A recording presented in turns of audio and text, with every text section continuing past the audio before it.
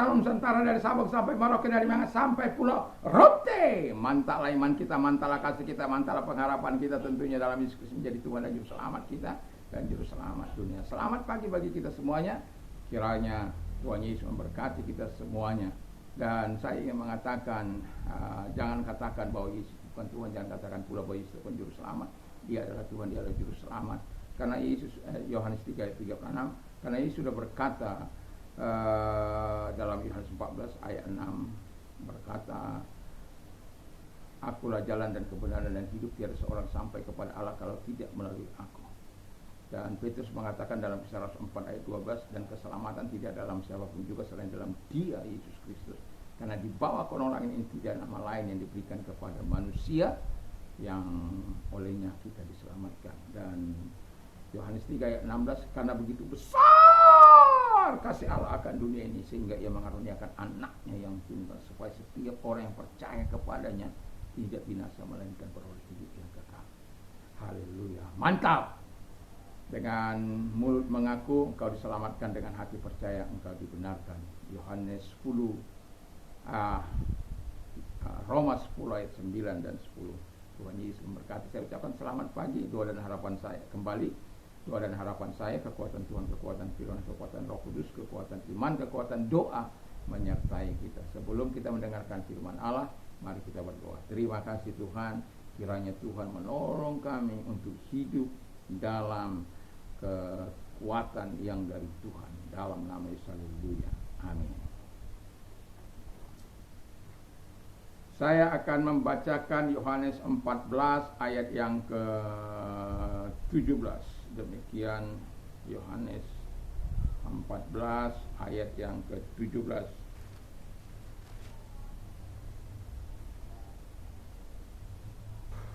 Demikian bunyi firman Allah, yaitu Roh kebenaran. Dunia tidak dapat menerima Dia sebab dunia tidak melihat Dia dan tidak mengenal Dia, tetapi kamu mengenal Dia sebab Ia menyertai kamu dan akan diam di dalam kamu. Haleluya. Tema kita adalah alone but not lonely. Sendiri mungkin, tetapi tidak kesepian. Tentu Anda akan seringkali ditanya orang ketika Anda datang sendirian, sendirian ya? Kalau saya katakan, oh saya tidak sendirian. Mana? Bapa, Anak, dan Roh Kudus. Haleluya, mantap! Ya, makanya kalaupun saya suka sendiri, berolahraga sendiri, ya karena istri saya diajak, nggak mau dia.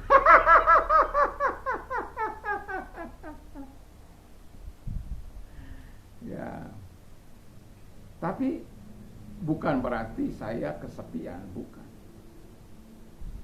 Sendiri apa alone itu berarti sendirian secara fisik.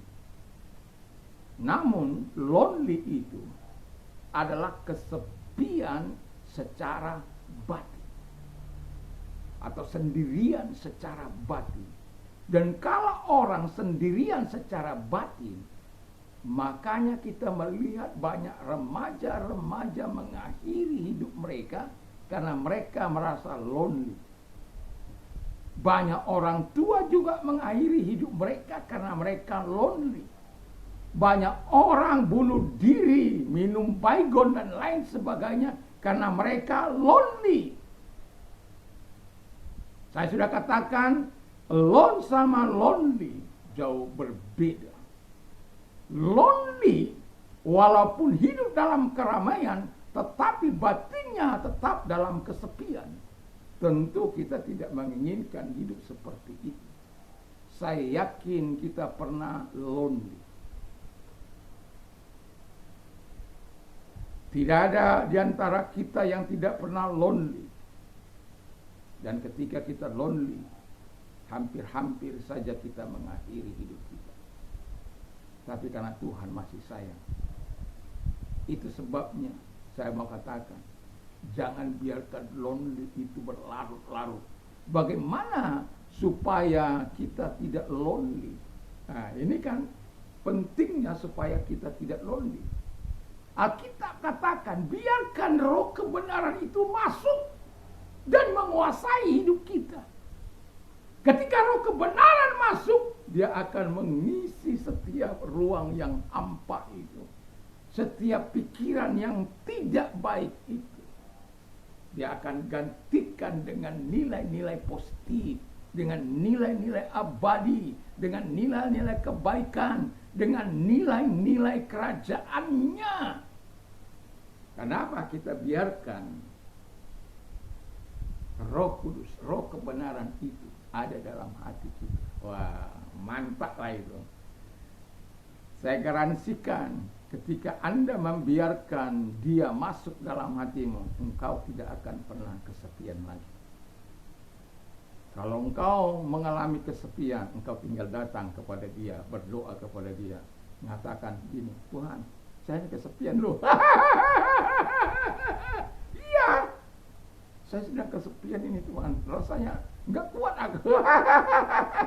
Jujur di hadapan Allah. Oh tenang, aku sebenarnya sedang memproses kamu. Sudah, ya, duduk diam di bawah kakiku. Kita duduk diam di bawah kaki Tuhan sampai kita menikmati kasihnya, kuasanya di dalam batin kita yang tidak terasa.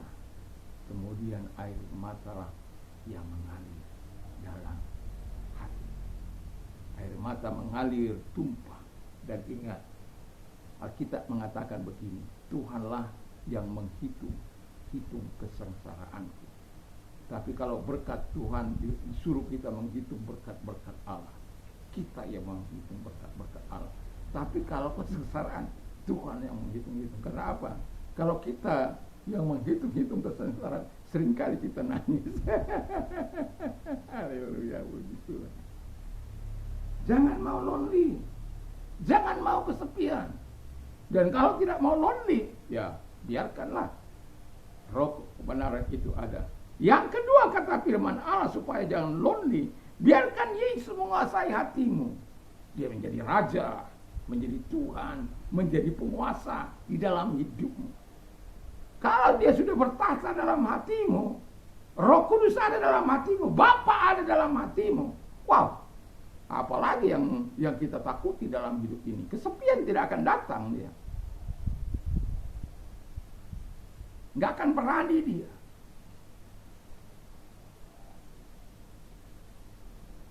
Karena apa? Tuhan ada menyertai engkau. Tapi kadang-kala kita nggak sadar bahwa Tuhan menyertai.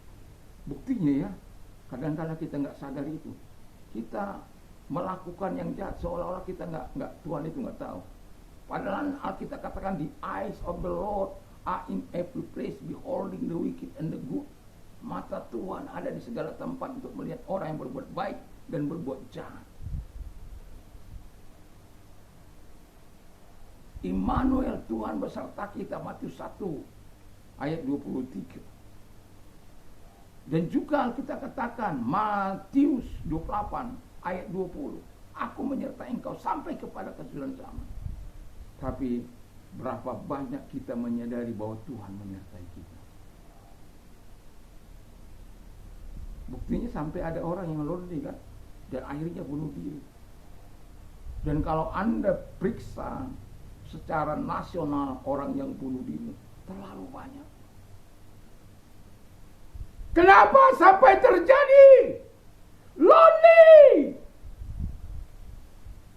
Kenapa mereka tidak menikmati pertolongan Tuhan? Karena mereka tidak datang kepada Yesus. Sama seperti tukang pangkas yang mengatakan begini. Ada seorang yang berbincang-bincanglah, tukang pangkas ini ateis, Tuhan itu nggak ada. Kenapa? Kalau Tuhan ada, berarti kan nggak ada itu yang jahat, nggak ada itu bandit-bandit yang merugikan orang, menyakiti orang. Lalu kemudian, oh ya itu kan karena dia nggak datang pada Tuhan. Kalau datang pasti Tuhan ubah dia, nggak bisa. Lalu kemudian dia setelah selesai pangkas, kemudian dia lihat orang yang yang kumal apa, lalu dia bilang, dia datang kepada Dembawa ini, tukang pangkas nggak ada.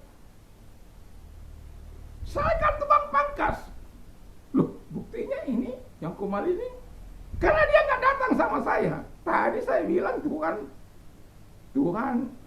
orang itu nggak datang kepada Tuhan. Kamu bilang nggak ada itu. Sekarang ini juga nggak ada dong kamu tukang pangkas. Loh, buktinya saya baru pangkas kamu. Kenapa dia nggak terpangkas? Nah, karena dia tidak datang. Demikian juga kamu. Karena engkau tidak datang kepada Tuhan, sehingga engkau tidak mengerti kasih karunia Tuhan. Datang kepada Tuhan, maka engkau menikmati pernyataan Tuhan. Yang kedua, ketiga kata firman Allah, sadarlah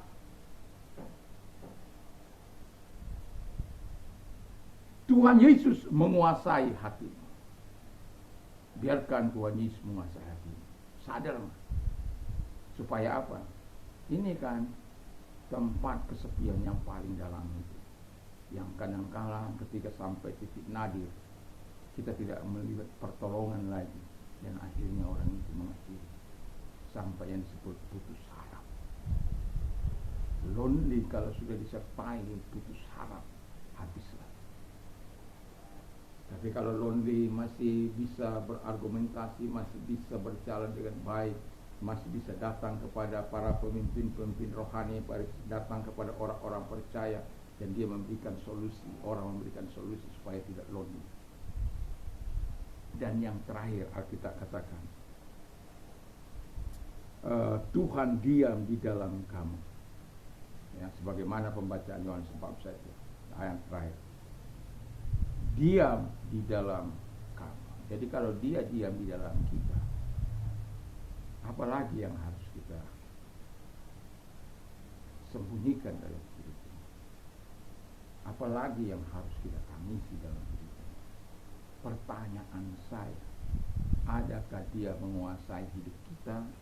Adakah dia masuk, kita biarkan masuk roh kebenaran itu dalam hati kita?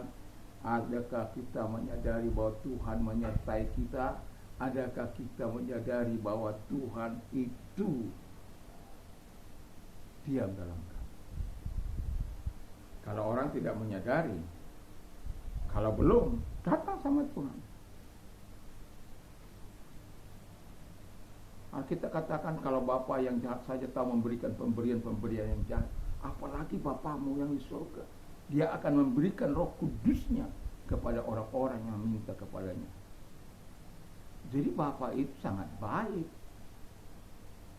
Bapa itu memberikan pemberian-pemberian yang baik, termasuk memberikan Roh Kudus. Jangan biarkan dirimu kesepian. Jangan sampai setan membawa engkau kepada titik nadir tanpa pengharapan. Dan pada akhirnya engkau mengikuti apa yang dikehendaki oleh setan untuk menjadikan engkau temannya di neraka sana. Saya katakan, kesepian memang sangat mengerikan. Saya pernah mengalami kesepian. Saya pernah hampir mengakhiri hidup saya.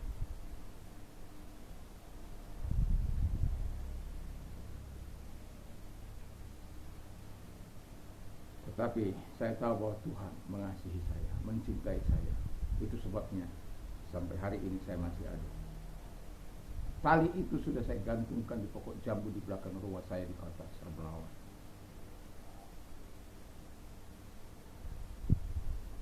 Saya tidak lihat lagi ada pokok jambu itu karena sudah menjadi rumah pada waktu saya pulang.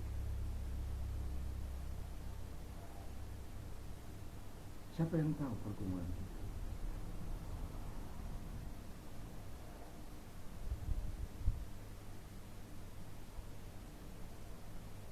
Makanya jangan mau lonely, jangan mau ditipu oleh setan. Datang pada Tuhan, dan Tuhan akan menolong engkau sehingga engkau tidak lagi lonely. Mari kita berdoa. Terima kasih Tuhan buat firman-Mu, kiranya Tuhan menolong kami.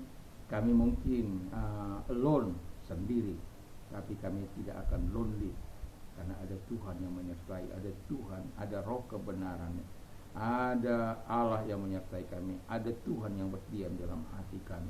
Kalau saja kami mengerti hal ini, maka kami garansikan kepada umat Tuhan tidak akan pernah terjadi lonely. Mungkin bisa saja alone, bisa saja sendiri. Saya juga suka alone, saya sendiri. tapi bukan lonely. Itu sebabnya Tuhan tolong kami sehingga semua mengertikan kebenaran firman Allah dan kami hidup dalam kebenaran. Dalam nama Tuhan Yesus, kalau engkau sedang sakit, apapun sakit penyakitmu, arahkan tanganmu kepada Tuhan. Dan ingat, Tuhan bisa datang kepadamu pada saat ini juga untuk menjamah engkau, karena Dia tidak mengenal ruang, jarak maupun waktu. Kalau engkau percaya, kita berdoa. Dalam nama Tuhan Yesus, lihat tangan-tangan yang diarahkan kepadamu datang kepada mereka. Dan mari engkau menjamah mereka, karena engkau tidak mengenal jarak, ruang maupun waktu. Dalam nama Yesus, segala sakit penyakit yang mereka dialami keluar, dan oleh hidup daripada Tuhan Yesus engkau sembuh, oleh kuasanya engkau sembuh. Terima kasih. Dan kalau engkau sedang mengalami masa-masa sulit dalam hidupmu, datang kepada Tuhan. Apapun beban, apapun kesukaran, apapun kesulitan, datang kepada Tuhan. Kalau engkau orangnya, angkat kedua belah tanganmu, mari kita berdoa. Lihatlah tangan-tangan yang diarahkan kepadamu Tuhan. Datang kepada mereka, kuatkan mereka, sehingga mereka akan tetap terhibur bersama dengan Tuhan. Segala perkara dapat kutanggung di dalam Dia yang memberikan kekuatan kepadaku. Berserulah kepadaku pada waktu kesah, maka aku akan meluputkan engkau, dan engkau akan memuliakan aku. Kami percayakan firman-Mu, dan itulah sebabnya kami berseru kepada Tuhan, dan Tuhan menolong mereka, memberkati mereka, memberikan solusi kepada mereka dari kesusahan-kesusahan mereka. Terima kasih, kami bersyukur dalam nama Yesus. Amin. Selamat pagi, kiranya Tuhan Yesus memberkati kita. Mantap, mantap, mantap. Ya, jangan lupa untuk sebelum tidur berdoalah, baca firman Allah, memperkatakan firman Allah, satu atau dua ayat yang berulang-ulang, sehingga kita akan dikuatkan iman kita. Firman Allah katakan bahwa ketika kita memperkatakan firman Allah, iman timbul dari pendengaran firman Kristus. Tuhan Yesus memberkati kita. Amin.